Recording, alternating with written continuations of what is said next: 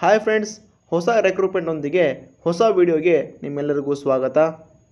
Friends, police ಇಲಾಖೆಯಲ್ಲಿ ಬೃಹತ್ ನೇಮಕಾತಿ ನಡೀತಾ ಇದೆ. ನಾನ್-HK ಅಭ್ಯರ್ಥಿಗಳಿಗೆ 3,395 ಹುದ್ದೆಗಳು ಹಾಗೂ HK ಅಭ್ಯರ್ಥಿಗಳಿಗೆ 596 ಹುದ್ದೆಗಳನ್ನು ರೆಕ್ರೂಟ್ಮೆಂಟ್ ಮಾಡ್ತಾ ಇದ್ದಾರೆ. ಸೊ ನಾವೀಗ ಈ ಸಿವಿಲ್ ಪೊಲೀಸ್ ಕಾನ್ಸ್ಟೇಬಲ್ನ ಅಪ್ಲಿಕೇಶನ್ ಡೇಟ್ ಯಾವಾಗ ಮತ್ತು ಕ್ಲೋಸಿಂಗ್ ಡೇಟ್ ಯಾವಾಗ ಮತ್ತು ಯಾವ ಥರ ಎಕ್ಸಾಮ್ ಇರುತ್ತೆ, ಇದರ ಸಿಲೆಬಸ್ ಏನು ಮತ್ತು ಯಾವ ಥರ ನೇಮಕಾತಿ ನಡೆಯುತ್ತೆ ಅನ್ನೋದನ್ನ ಈ ವಿಡಿಯೋದಲ್ಲಿ ಡಿಸ್ಕಷನ್ ಮಾಡೋಣ. ಸೊ ವಿಡಿಯೋನ ಕೊನೆಗೂ ಸ್ಕಿಪ್ ಮಾಡದೆ ನೋಡಿ, ಹಾಗೆ ನಮ್ಮ ಚಾನಲ್ನ ಸಬ್ಸ್ಕ್ರೈಬ್ ಮಾಡ್ಕೊಳ್ಳಿ.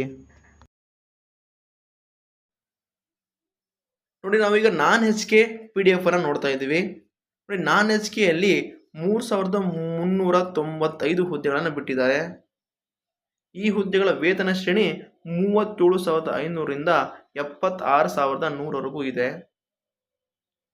ಇಷ್ಟು ಹುದ್ದೆಗಳಲ್ಲಿ ಪುರುಷ ಅಭ್ಯರ್ಥಿಗಳಿಗೆ 2,266 ಹುದ್ದೆಗಳು, ಮಹಿಳಾ ಅಭ್ಯರ್ಥಿಗಳಿಗೆ 755 ಹುದ್ದೆಗಳು, ಸೇವಾನಿರತ ಪುರುಷರು ಅಂದರೆ ಆಲ್ರೆಡಿ ಸೇವೆಯನ್ನು ಮಾಡ್ತಿರುವಂಥ ಪುರುಷರಿಗೆ 257 ಹುದ್ದೆಗಳನ್ನು ಮೀಸಲಿಟ್ಟಿದ್ದಾರೆ.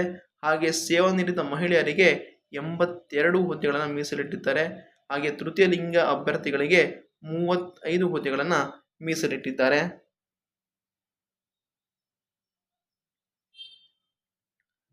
ಈ ಹುದ್ದೆಗಳನ್ನು ನಾವು ಅಪ್ಲಿಕೇಶನ್ ಹಾಕಬೇಕು ಅಂದರೆ ನಮ್ಮ ಎಜುಕೇಷನ್ ಕ್ವಾಲಿಫಿಕೇಷನ್ ಅಥವಾ ವಿದ್ಯಾರ್ಹತೆ ಏನಾಗಿರಬೇಕು ಅಂದರೆ PUC ಅಥವಾ ತತ್ಸಮ ವಿದ್ಯಾರ್ಹತೆ. ತತ್ಸಮ ವಿದ್ಯಾರ್ಹತೆ ಅಂದರೆ ಏನು ಅನ್ನೋದನ್ನು ಇಲ್ಲಿ ಕೊಟ್ಟಿದ್ದಾರೆ, ನೋಡ್ಕೊಳ್ಳಿ.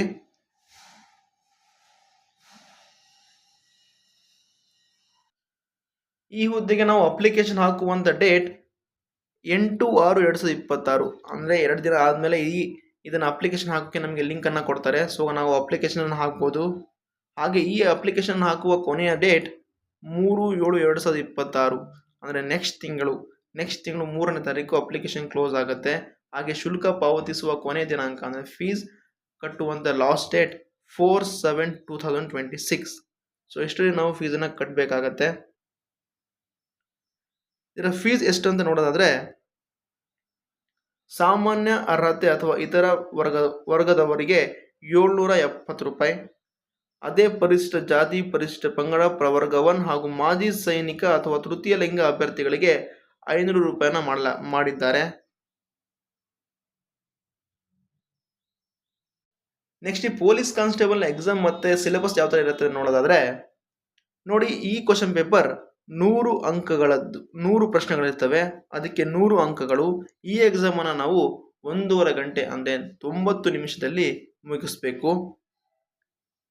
ಈ ಪೇಪರಲ್ಲಿ ಯಾವ್ಯಾವ ಸಿಲೆಬಸ್ ಇರ್ತವೆ ಅಂದರೆ, ಸಬ್ಜೆಕ್ಟ್ ಯಾವುದು ಅಂದರೆ ಸಾಮಾನ್ಯ ಜ್ಞಾನ, ವಿಜ್ಞಾನ, ಭೂಗೋಳ, ಇತಿಹಾಸ, ಭಾರತದ ಸಂವಿಧಾನ, ರಾಷ್ಟ್ರೀಯ ಸ್ವತಂತ್ರ ಚಳುವಳಿ, ಮಾನಸಿಕ ಸಾಮರ್ಥ್ಯ ಮತ್ತು ನೈತಿಕ ಶಿಕ್ಷಣ ಒಳಗೊಂಡಿರುವ ಸಾಮಾನ್ಯ ಅಧ್ಯಯನವನ್ನು ಒಳಗೊಂಡಿರುತ್ತೆ. ಈ ಎಕ್ಸಾಮನ್ನು ನಾವು 90 ನಿಮಿಷದಲ್ಲಿ ಮುಗಿಸ್ಬೇಕು, ನೆನ್ಪಿಟ್ಕೊಳ್ಳಿ. ಹಾಗೆ ಈ ಲಿಖಿತ ಪರೀಕ್ಷೆಯ ಡೇಟನ್ನು ಕೂಡ ಕೊಟ್ಟಿದ್ದಾರೆ. 2/8/2026 ಬೆಳಗ್ಗೆ 10:30ಯಿಂದ 12 ಗಂಟೆವರೆಗೆ ಎಕ್ಸಾಮ್ ನಡೆಯುತ್ತೆ. ಅಂದರೆ ಇದೇ ಆಗಸ್ಟ್ 2ನೇ ತಾರೀಕು ಎಕ್ಸಾಮ್ ಇದೆ. ಸೊ ಅಪ್ಲಿಕೇಶನ್ ಬಿಟ್ಟ ತಕ್ಷಣ ಅಪ್ಲಿಕೇಶನ್ ಹಾಕಿ ಎಕ್ಸಾಮ್ಗೆ ಪ್ರಿಪೇರ್ ಆಗಿ. ಟೈಮ್ ಇಲ್ಲ, ತುಂಬ ಕಡಿಮೆ ಟೈಮ್ ಇದೆ. ಸೊ ಹಾಗೆ ಇಲ್ಲಿ ಕಡ್ಡಾಯ ಕನ್ನಡ ಪರೀಕ್ಷೆನ ಯಾರ್ಯಾರು ಬರೀಬೇಕು ಅಂತ ನಂತರ ದಿನಗಳಲ್ಲಿ ತಿಳಿಸಲಾಗತ್ತೆ ಅಂತ ಹೇಳಿದ್ದಾರೆ. ಮತ್ತು ಈ ಎಕ್ಸಾಮ್ನಲ್ಲಿ ನೆಗೆಟಿವ್ ಮಾರ್ಕಿಂಗ್ ಕೂಡ ಇರುತ್ತೆ. ನೀವೆಲ್ಲಿ ನೋಡ್ತಿದ್ದೀರ ನೆಗೆಟಿವ್ ಮಾರ್ಕಿಂಗ್.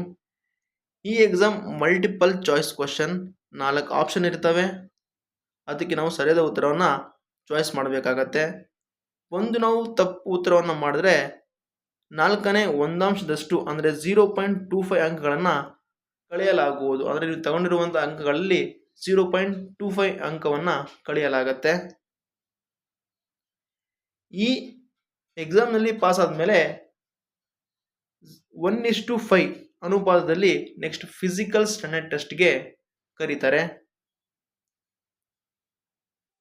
ನೆಕ್ಸ್ಟ್ ಎಕ್ಸಾಮ್ ಆದಮೇಲೆ ಫಿಸಿಕಲ್ ಸ್ಟ್ಯಾಂಡರ್ಡ್ ಟೆಸ್ಟ್ಗೆ ಕರೀತಾರೆ. ಸೊ ಅಲ್ಲಿ ಪುರುಷ ಅಥವಾ ಸೇವಾನಿರತ ಪುರುಷರು ಹಾಗೂ ಮಾಜಿ ಅಭ್ಯರ್ಥಿಗಳ ಕನಿಷ್ಠ ಎತ್ತರ 168 ಸೆಂಟಿಮೀಟರ್. ಸೆಂಟಿಮೀಟರ್ ಆಗಿರಬೇಕು. ಹಾಗೆ ಅವರ ಎದೆಯ ಸುತ್ತಳತೆ 86 ಸೆಂಟಿಮೀಟರ್ ಆಗಬೇಕು. ಅದನ್ನು ಉಪ್ಪಿಸುವಾಗ ಅಥವಾ ಎಕ್ಸ್ಪೆಂಡ್ ಮಾಡುವಾಗ 5 ಸೆಂಟಿಮೀಟರ್ ಎಕ್ಸ್ಪೆಂಡ್ ಆಗಬೇಕು. ಅಂದರೆ ನಿಮ್ಮದು 86 ಸೆಂಟಿಮೀಟರ್ ಇದೆ ಅಂದರೆ ಎಕ್ಸ್ಪೆಂಡ್ ಮಾಡುವಾಗ 91 ಆಗಬೇಕು. 91 ಆಗಿಲ್ಲ ಅಂದರೆ ನಿಮಗೆ ಎಲಿಜಿಬಲ್ ಅಲ್ಲ ಅಂತ ತೆಗೆದುಹಾಕ್ತಾರೆ. ಸೊ ಅದೇ ಮಹಿಳಾ ಅಥವಾ ತೃತೀಯ ಲಿಂಗ ಅಭ್ಯರ್ಥಿಗಳಿಗೆ ಅವರ ಕನಿಷ್ಠ ಎತ್ತರ 157 ಸೆಂಟಿಮೀಟರ್ ಆಗಿರಬೇಕು. ಹಾಗೆ ಅವರ ಕನಿಷ್ಠ ತೂಕ 45 kg ಆಗಿರಬೇಕು.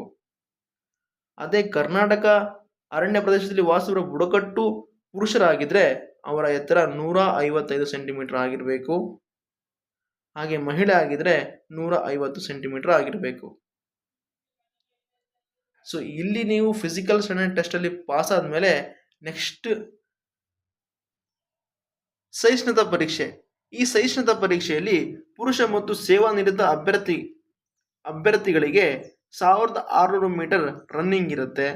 ಅದನ್ನು 6 ನಿಮಿಷ 30 ಸೆಕೆಂಡ್ನಲ್ಲಿ ಕಂಪ್ಲೀಟ್ ಮಾಡಬೇಕು. ಅದಾದಮೇಲೆ ಎತ್ತರ ಜಿಗಿತ ಮತ್ತು ಉದ್ದ ಜಿಗಿತ ಇರುತ್ತೆ. ಎತ್ತರ ಜಿಗಿತ 1.2 ಮೀಟ್ರಿಗಿಂತ ಕಡಿಮೆ ಇಲ್ಲದಂಗೆ ಹಾರಬೇಕಾಗಿರುತ್ತೆ. ಉದ್ದ ಜಿಗಿತ 3.80 ಮೀಟರ್ಗಿಂತ ಕಡಿಮೆ ಇಲ್ಲದಂತೆ ನಾವು ಉದ್ದ ಜಿಗಿತವನ್ನು ಜಿಗಿಬೇಕಾಗಿರುತ್ತೆ. ಇದರಲ್ಲಿ 3 ಚಾನ್ಸ್ ಇರುತ್ತೆ. 3 ಚಾನ್ಸಲ್ಲಿ ಒಂದರಲ್ಲಾದರೂ ಪಾಸ್ ಆಗಬೇಕು. ಅದಾದಮೇಲೆ ಗುಂಡು ಎಸೆತ. ಈ ಗುಂಡಿನ ತೂಕ 7.26 kg ಇರುತ್ತೆ.